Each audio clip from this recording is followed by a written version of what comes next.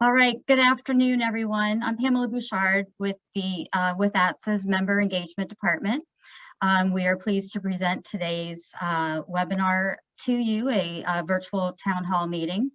This session is being recorded. All microphones have been muted.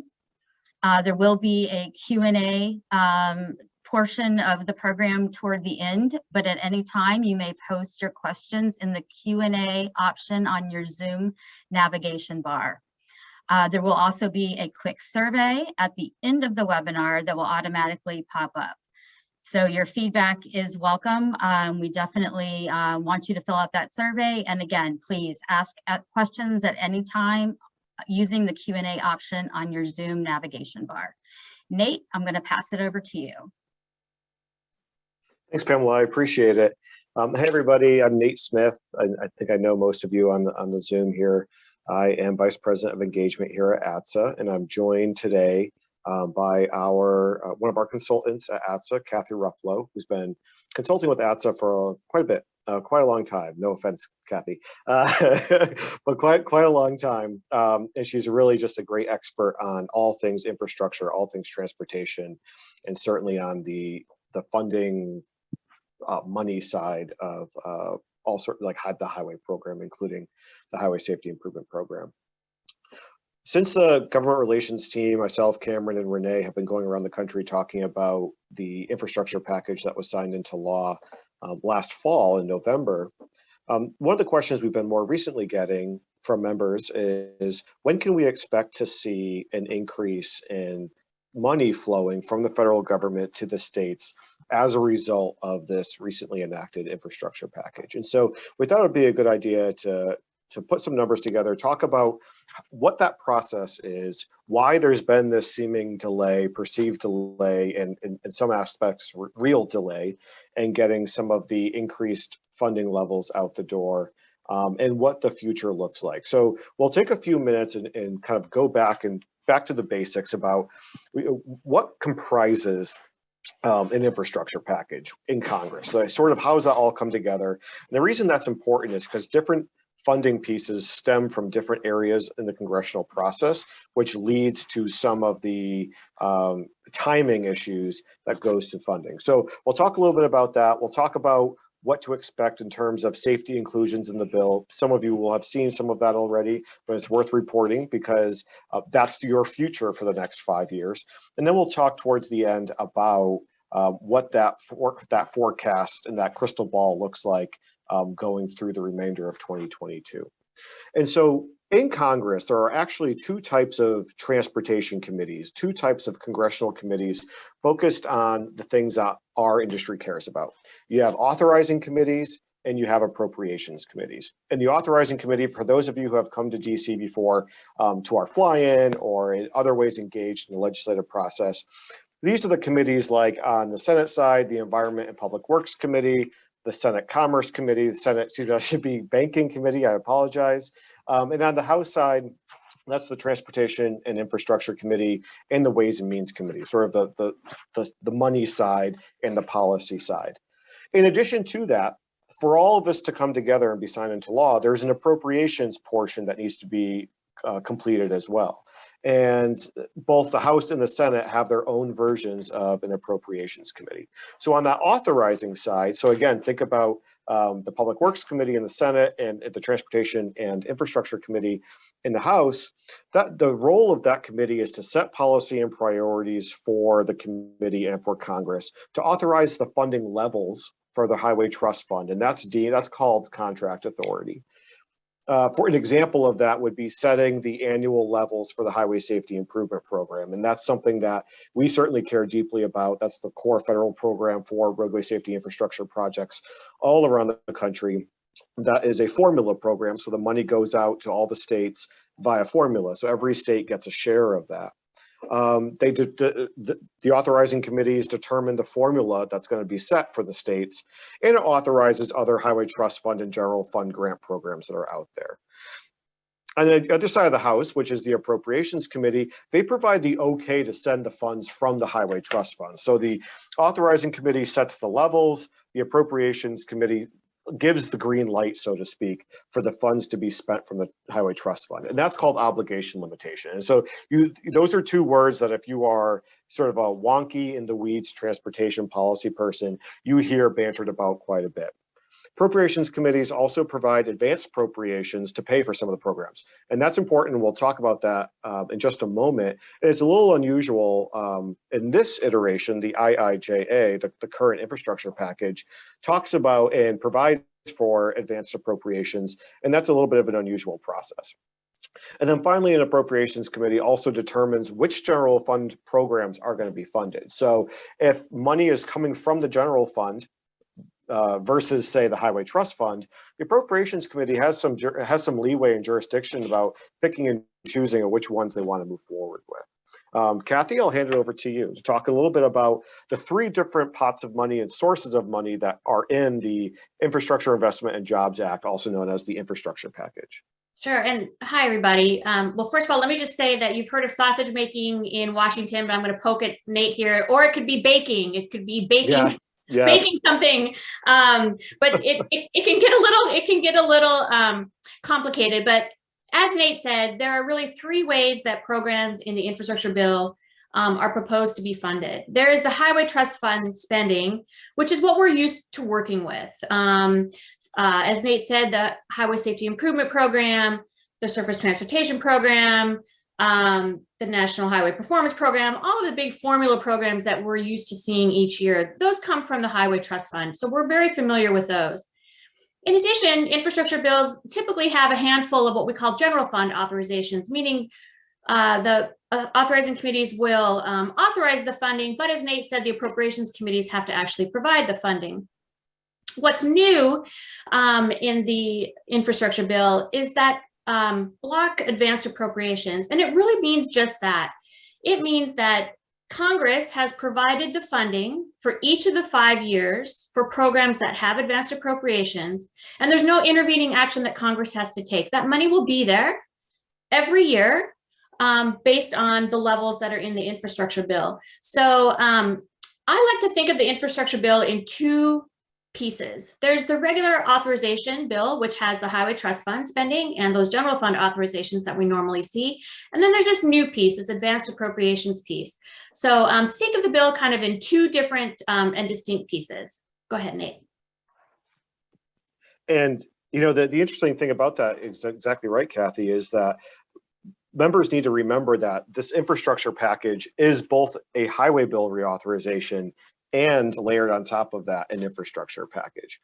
Within the infrastructure package, there is a lot in the safety world. So this is the slide that, and these will be available afterwards as well, but this is the slide that gives you a snapshot of what to expect over the next 5 years from the safety industry.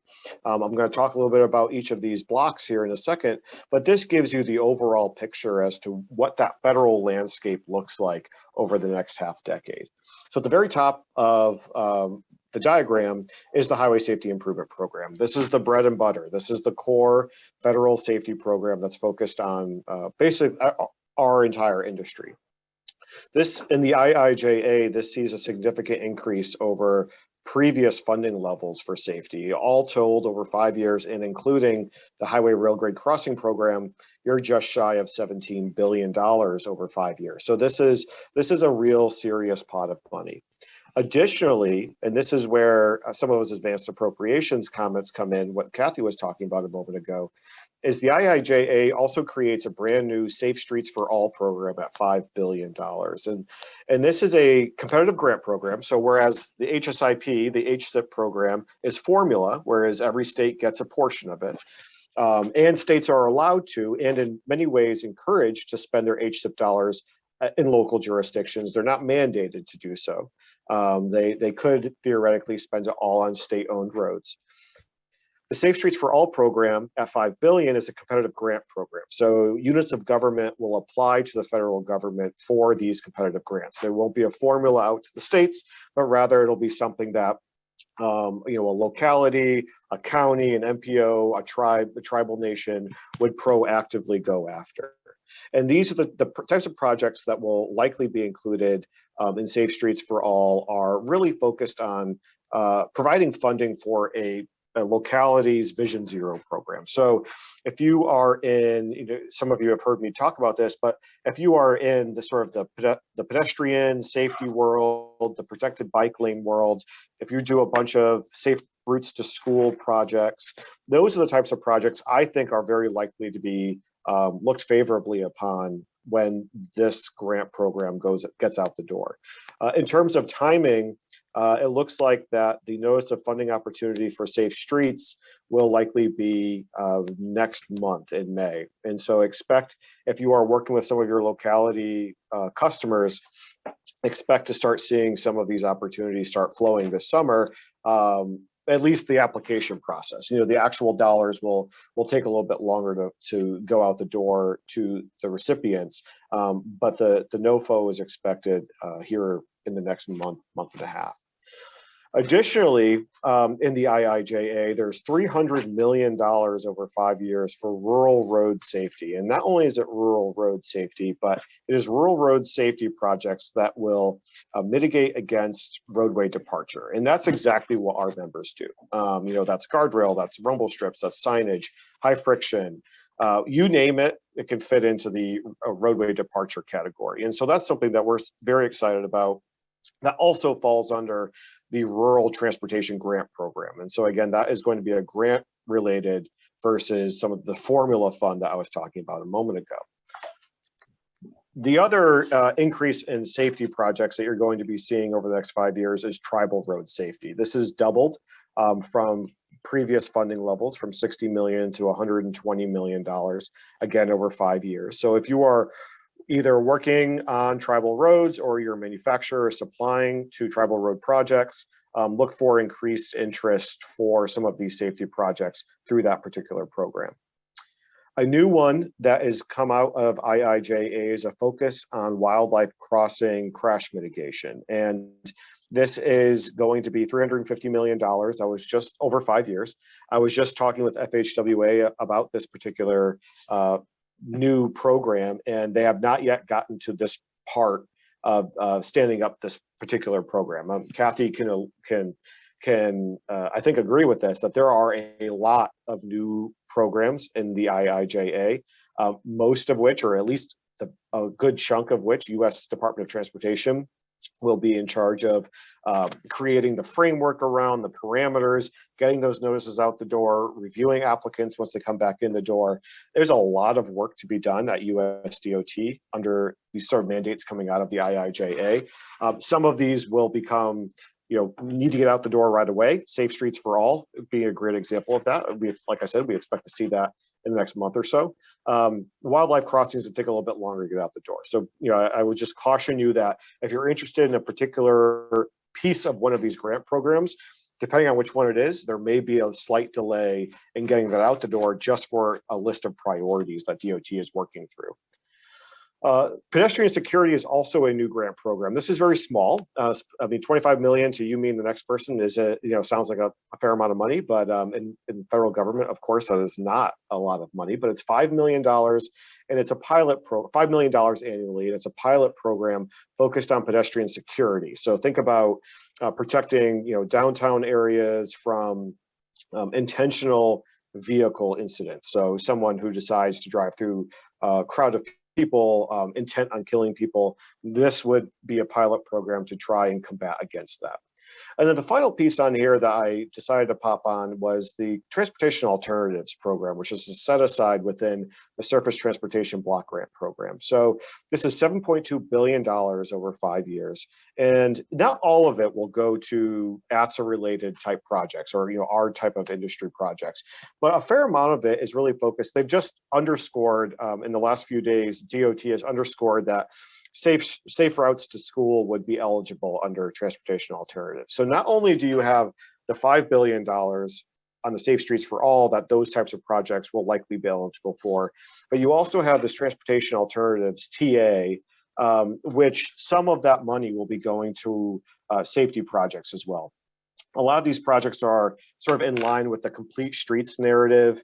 If you've done some projects at the local level related to a complete street type project in a community, oftentimes TA dollars are associated with that. So all told, this bill has, if you include in the Transportation Alternatives Program, and understanding that not every cent is going to be going to safety, but a good chunk will, all told, you're at about $30 billion over 5 years for roadway safety projects. And that is just a tremendous amount of money.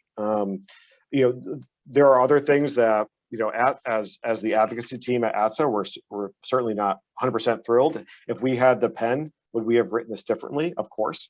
But in the nature of bipartisanship, in terms of Congress working together and usually working together, at least on infrastructure type projects, this is the package that came out. And in terms of funding levels, certainly is in line with what, and in fact exceeded what ATSSA was asking Congress to do. So on the implementation side, that's sort of the next step. Okay, so the bill was signed into law before Thanksgiving last year in November. The next steps are the federal government executing the law, implementing the law. And so we just saw several weeks ago, Congress passing and the president signing into law the fiscal year 2022 appropriations package. And that finally, with that last step, finally unleashes the full funding power of the IIJA for this fiscal year. And Kathy alluded to that a moment ago in talking about the appropriations process. I would consider to be on the negative side, the administration is also pushing a more of a fix-it-first narrative over new construction, so that they would rather see states spend their federal dollars on fixing what currently exists rather than building anything new. That's something that we certainly don't agree with. We don't agree with that. Sort of a community in a state knows what's best for that particular state. And we would urge ATSSA members, if you begin hearing that regional or district administrators for federal highway are beginning to become an obstacle in trying to get these dollars out the door, please let us know. That's something that that's information that we certainly want to know about, and then we can work with certain members of Congress to really start overseeing and investigating and making sure that the dollars are being spent in the way that Congress intended at the end of the day. So my call to action here is be on the lookout, be alert. When you start hearing some stories, which frankly you likely will at some point, if you start hearing some stories about challenges getting funding out the door, please let the advocacy team know. And that way we can start working with our partners on the Hill on the oversight process of IIJA. And the grant program side, we are in the midst of beginning of standing up some of those programs. I commented about Safe Streets a moment ago. You will see falling into line after that some of these other new grant programs as well. And you'll begin to see the funding being pushed out over the next year or so for some of those next tier priorities. Formula programs are already churning away with the full FY 2022 appropriations signed into law. Those higher funding levels for HSIP and some of the other formula programs will begin to flow much more readily. So we'll talk a little bit more about what that forecast looks like, at least in our belief, in just a few moments. And then finally, and the deal struck just, I guess it was yesterday, for the $10 billion COVID relief package.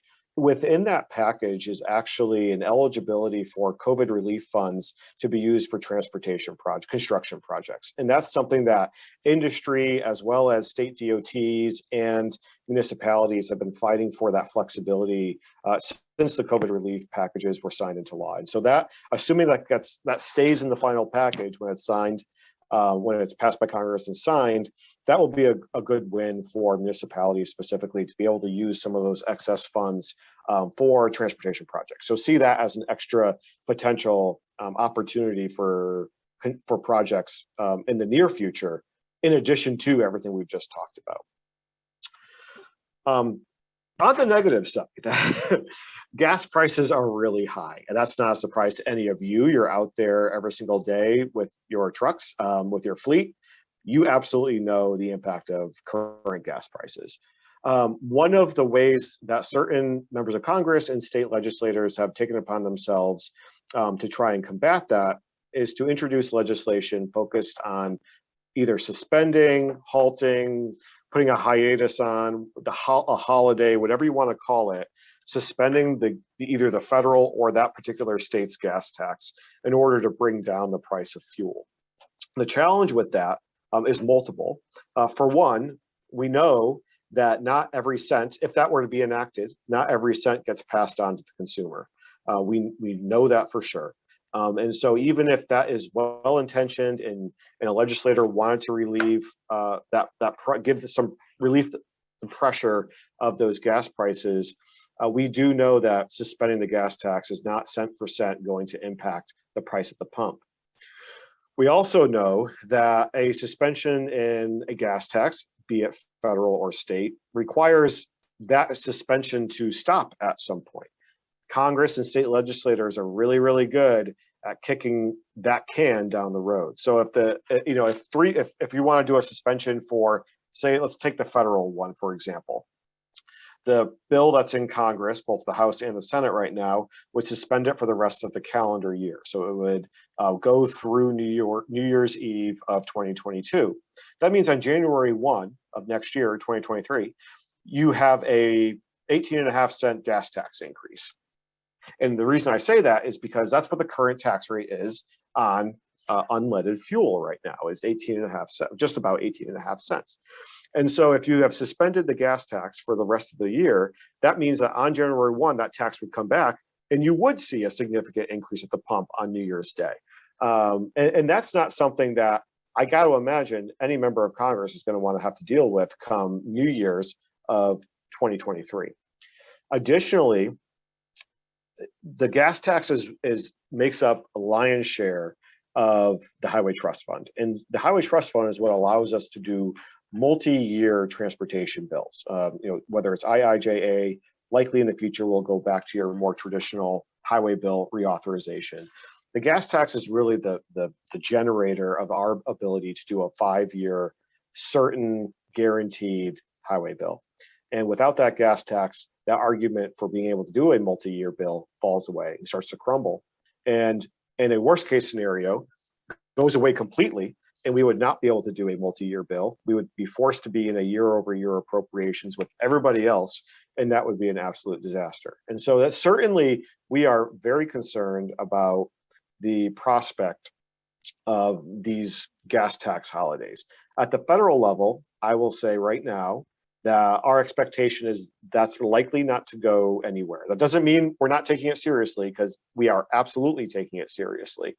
But our expectation, the Speaker of the House still maintains that she's in opposition of a gas tax holiday. Republican leaders in the Senate are against it, as well as in the House at the federal level. And so we are feeling cautiously optimistic that that is not going to go anywhere at the federal level. The states are a different story, though. We already have 3 states who have suspended their gas tax: Connecticut, Maryland, and Georgia, for varying degrees. Both in all cases, overwhelming bipartisan nature of these suspensions.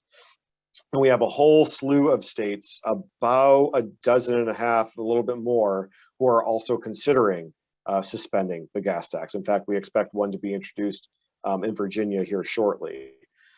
And so it's just a real concern. And that same argument that I was talking about at the federal level is maintained at the state level. Now, the short-term impact of that, honestly, is relatively negligible. And I say that not to sound like don't worry about it, but really just to be honest.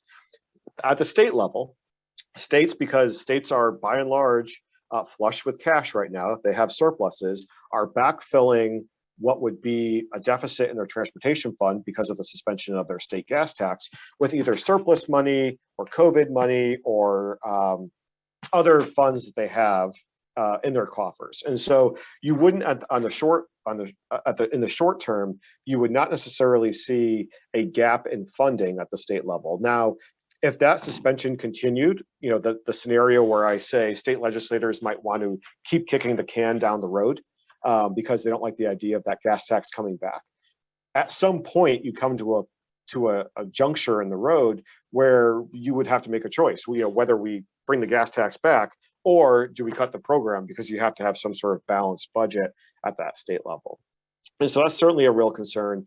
And an example of what ATSSA is doing is we are running a multi-state ad campaign in targeted states focused on the gas tax, but the safety implications of it. The fact that this is a tax that pays for safety projects, and that should not even be on the table as part of the discussion. So we are, pedal to the metal, pushing back against state and federal efforts to do away or suspend this gas tax. So the biggest question that our members have is, when do we start seeing, or when should states start seeing the funding flow, the increased funding flow from the feds? And with that, I'll hand it to Kathy. So I get to show me the money slide, right? So, we've all heard about, and Nate talked about, the increase in highway trust fund spending that's in the infrastructure bill. And, the infrastructure bill was signed by the president in November, and everyone says, what the heck, right? Where's the money? It's already April. So let me just kind of tell you why we told you some of those complicated terms like contract authority and obligation limitation a few slides ago. Yes, the president signed the transportation bill on November 15th, and that allowed federal highways to tell the states how much money they were going to get from the highway trust fund. But because the appropriations committee had not finished their work, the states didn't have that okay that Nate talked about. They didn't have the okay to spend that money from the highway trust fund.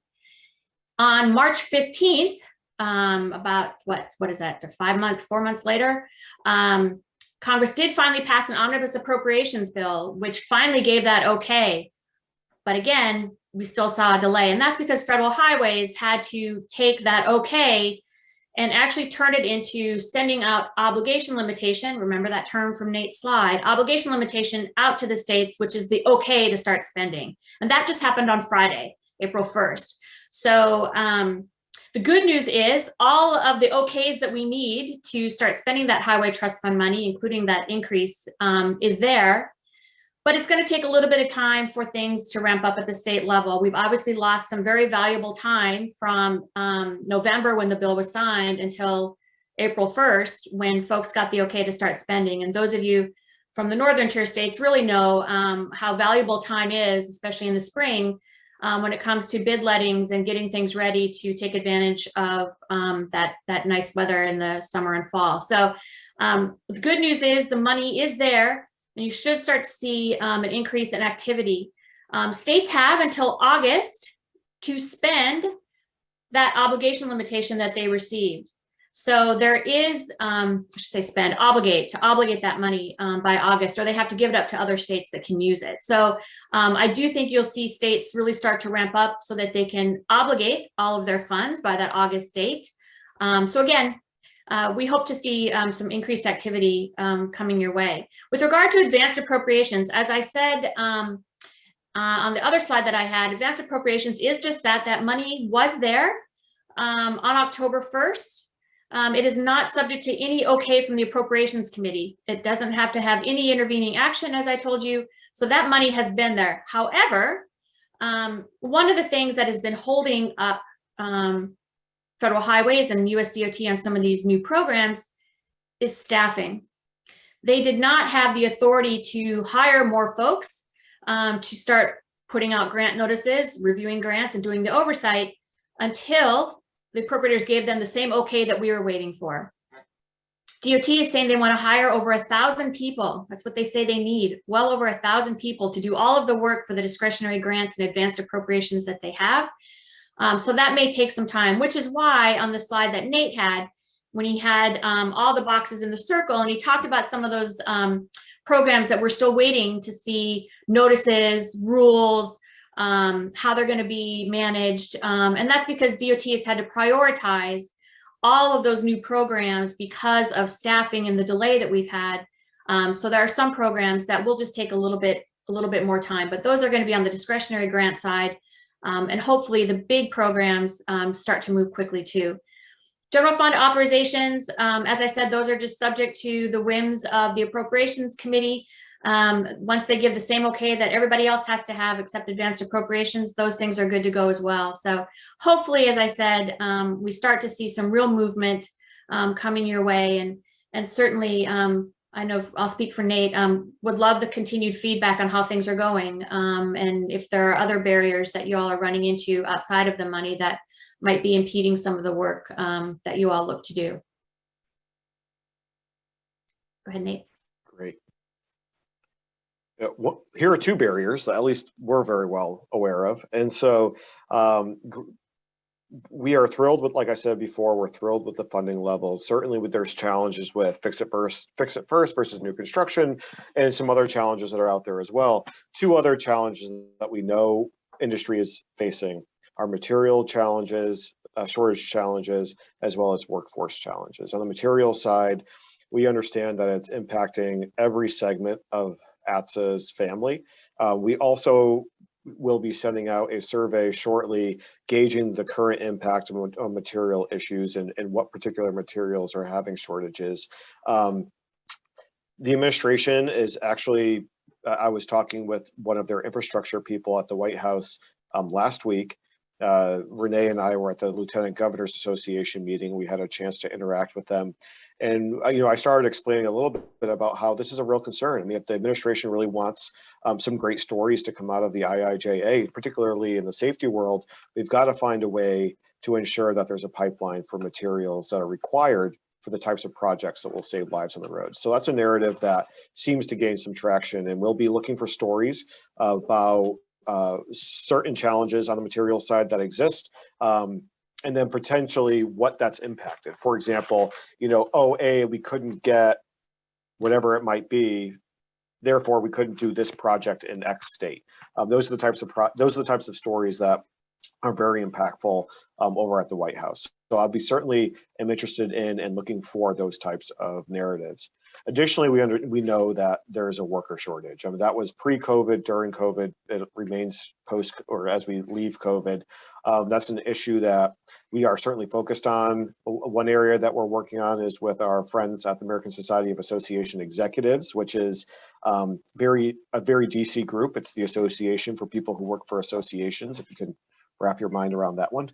But we were just actually doing some legislative visits last week focused on trying to expand eligibility for certain federal programs to include training and accreditation programs, trade schools, that sort of thing. And so, it's just a small piece of this discussion, but we're looking for new and different ways to open up some of the federal programs that are out there for types of jobs and careers that would fall into our industry.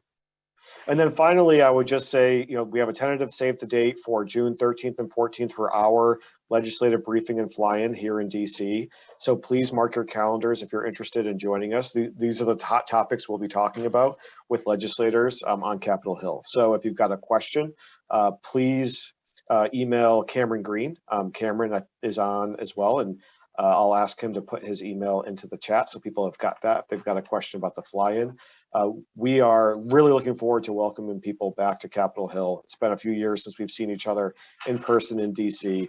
It'll be a great opportunity to talk about some of the challenges that exist in the industry related to whether it's supply chain, workers, you name it. This is a great opportunity to tell your story. And with that, we'll take any questions. And I think there are at least a few, Pamela, in the queue. Is that right?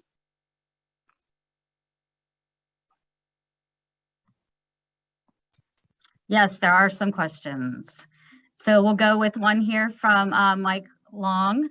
Is $7 billion transportation alternative a grant program, or how are funds allocated?